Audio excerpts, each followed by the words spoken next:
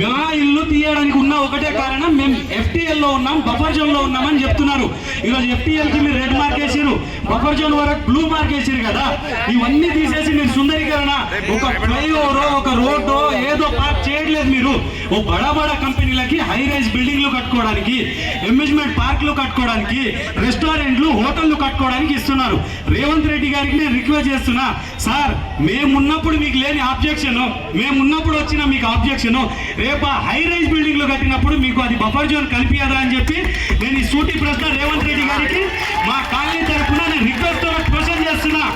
రేపు buffer zone లో ఉన్న, FTO లో ఉన్న మా హైడ్రా వచ్చి కూల్చేస్తారని చెప్తున్నా మీరే. రేపు హై రైజ్ బిల్డింగ్లు మా ఇల్లు కూలగొట్టి మా శవాల మీద కట్టిన బిల్డింగ్ మీద రేపు కట్టినప్పుడు మీరు బఫర్ అని చెప్పి హైడ్రాని కూలగొట్టడానికి పంపించే దమ్ము రేవంత్ రెడ్డి గారికి ఉందా అని ఈ సభాముఖంగా నేను తెలియజేస్తున్నా. మా కెరీర్ లో ఉన్న సేవింగ్స్ అన్ని పెట్టి అండ్ 2048 దాకా మాకు EMIs ఉన్నాయండి. అవన్నీ మా ఫ్యూచర్ ఏంటో అర్థం కావట్లేదు. ఇల్లు పోతుంది అంటే మా ఫ్యూచర్ ఏంటో అర్థం కావట్లేదు. మాకు EMIs ఇది తప్పించి కిట్ వస్తుంది. సో ఏం చేయాలి? నా ఫ్యూచర్ అంతా బ్లాంక్ అయిపోతుంది. మా థాట్ ప్రోగ్రెస్ ముందుకు వెళ్ళట్లేదండి. సో మేము అందరినీ రిక్వెస్ట్ చేసేది ఒకటే, అందరూ యునైటెడ్ గా ఉండాలి. ఎవరు ఇల్లులు వదులుకోదలుచుకోలేదు. అండ్ సీఎం గారికి ఏంటి, అందరు లీడర్షిప్ ఏంటి, మేము ఏం చెప్పాలనుకుంటామంటే, మా కాంపిటీషన్ వద్దు, మా 2 BHK వద్దు, మాకు మా ఇల్లులే కావాలి. आज घर ये जाने के लिए है होना चाहिए और हमारा घर व्यर्थ नहीं होना चाहिए. हम लोग बहुत स्ट्रगल करके यहाँ तक पहुँचे हैं. ये पूरा पैसा खून पसीने का कमाई है और ये घर हमें चाहिए. हमारे घर का रजिस्ट्रेशन है, हम लोग का लीगल घर है और ये मूसी रिवर के कारण ये टूटने वाला है. तो टूटना नहीं चाहिए. हमें वही घर चाहिए जो मेरा घर है और पैसे और घर में और कहीं नहीं चाहिए. जो मेरा है वही होना चाहिए. We have been staying there. Our kids are studying in the localities. We have been going to our offices.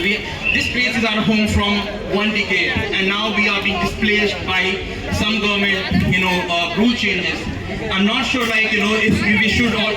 I mean, right now we are in shatters. We are losing our night sleeps. We are not able to comprehend what is happening right now. So, and I'm from different state. I have come here to make a life for myself, for my family. And like me, there are other families who have come to Telangana, Hyderabad to make their life for the families. And because of the recent government actions, we are thinking what's the future for us here. Buffer zone అనేది ఎక్కడ ఉంది? ఇంతవరకు గూగుల్లో ఒక map circulate అవుతుంది తప్ప ఆ map ను చూపించి ప్రజలందరినీ కూడా భయభ్రాంతులకు గురి చేస్తా ఉన్నారు. ఇది మంచి పద్ధతి కాదు. మీరు ధైర్యం ఉంటే ముందుకు వచ్చి ప్రజల ముందుకు రండి. మీరు చేయాలనుకుంటే ఏంటో ప్రజలకు చెప్పండి. అంతే తప్ప మీరు ఈ విధంగా ప్రజల్ని భయభ్రాంతులకు గురి చేసి చాలా మంది అండి కష్టపడి, ఇంకా కూడా నేను న్యూస్ లో చూశాను, 2035 వరకు 2050 వరకు EMIలు ఉన్నాయి. ఒక మనిషి జీవితం ఒకటే ఇల్లు. ఆ ఇల్లును మీరు కూల్ చేస్తారంటే అక్రమమైతే కూల్ చేయండి, మేమంతా మద్దతుగా ఉంటాము. HMDA లేఅవుట్ అండి ఇది. సాయిరాం నగర్ సంబంధించి HMDA లేఅవుట్ ఇది. HMDA అర్థం తెలుసు కదా గవర్నమెంట్ కి. 30 ఫీట్ల రోడ్లతోటి విశాలంగా కట్టుకున్నాం మేము ఇల్లులు. ఇది కూడా 93లో అయిన లేఅవుట్ ఇది. ఆ తర్వాత కూడా అన్ని రకాల పర్మిషన్లతోటి, లోన్లతోటి దాదాపు 25 సంవత్సరాలు 2 జనరేషన్లు ఇక్కడ కాపురం ఉంటున్నాయి. మీరు ఏదో కాంపన్సేషన్ అంటున్నారు. కాంపన్సేషన్ గురించి మీరు మాట్లాడదలుచుకోలేదు. కాంపన్సేషన్ ఎవరికి కావాలండి?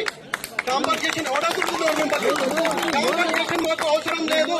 మూసి బాధితులం సార్. టీవీ ఆన్ చేస్తే రెడ్ లైన్ అంటారు, బ్లూ లైన్ అంటారు. మాకు ఏమి తెలియదు సార్, ఏ రెడ్ లైన్ ఏ బ్లూ లైన్ కానీ ఇక్కడ వరకు వెళ్ళిపోతుంది అని సర్వేలో చెప్తున్నారు సార్. మాకున్నది ఒక్క ఇల్లు సార్. మిగతా ఏమీ ఆస్తులు లేవు. ఆ ఒక్క ఇల్లు కోసమే మేమిద్దరం కష్టపడుతున్నాము. మేము IT జాబ్ వాళ్ళం. మాకు ఎప్పుడు ఉద్యోగాలు ఉంటాయో తెలియదు, ఎప్పుడు వెళ్తాయో కూడా తెలియదు, ఎప్పుడు రిసెషన్ వస్తుందో తెలియదు. కానీ ఏదో ఒక ఇల్లు ఉంటే మా పిల్లలకి, మా ఫ్యూచర్ కి బాగుండదని. నేను అనంతపూర్ ప్రాపర్ సార్, నాది హైదరాబాద్ కాదు.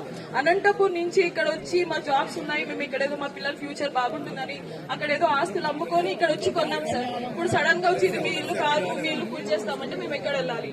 మాకు ఏ 2 BHK కే వద్దు సార్, ఏమీ వద్దు మాకు ఇక్కడ ఆఫీసెస్ దగ్గర, స్కూల్స్ దగ్గర పిల్లలు సేఫ్ గా ఉన్నాము.